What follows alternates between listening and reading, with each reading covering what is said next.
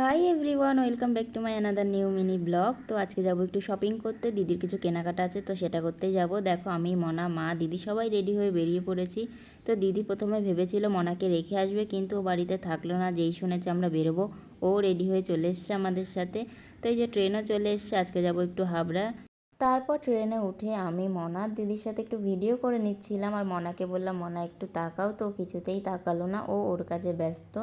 যাই হোক, দেখো আমরা চলে এসেছি হাবড়াতে। তারপর চলে গেলাম সোজা শপিং করতে।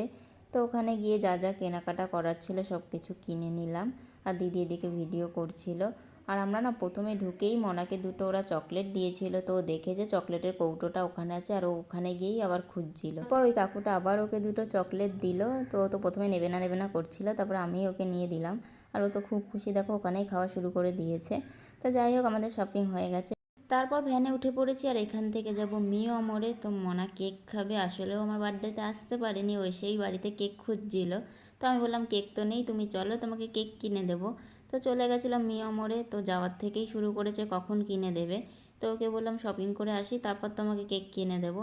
তারপর চলে এলাম মিও অমরে, আর এখানে এসে ওর পছন্দ করা পেস্ট্রিটাই ওকে কিনে দিলাম। তো কেনার পর ও খুব খুশি ছিল।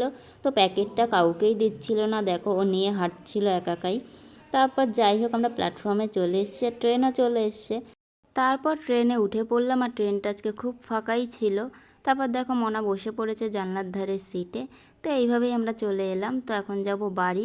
কিন্তু বাড়ি যাওয়ার সময় হঠাৎই দেখা হলো মাসি, মেসো, ভাই আর বোনুর সাথে। তো আমার পুকু তো ওকে দেখে খুব খুশি, ওকে বেবি বলে ডাকে। তো ওর সাথেই খেলা করছিল আর কি। তারপরে দেখো কোলে নিতে পারবে না, তাও বলছে দাও আমাকে কোলে। তো কোলে নিয়ে ওকে খুব আদর করছিল, কথা বলছিল। আর যেই দেখছে আমি ভিডিও করছি, ওই বেবিকে বলছিল যে একটু তাকাও, মনা ভিডিও করছে। তারপর দেখো মনাকে কোলে নিয়েই দাঁড়িয়ে আছে। তারপর বলছিল যে মনা ওকে বাড়ি নিয়ে চলো, কিন্তু তখন অনেকটাই রাত হয়ে গেছিলো, সেই জন্য ওকে আর আনেনি। তারপর দেখো দিদি ওকে একটু আদর করে দিল, আর মনা তো আসবেই না, ওকে বলছি চল বাড়ি যাব। ও ওকে ছেড়ে আসবেই না, সে ওর সাথে ওখানেই খেলা করছে, কোলে নিচ্ছে, আদর করছে। তো যাই হোক, তারপরে বললাম যে সকালে ওকে আবার নিয়ে আসবো, তুমি এখন চলো। তারপর দেখো আসবে না, ও আবার আদর করছে, সে জড়িয়ে ধরে।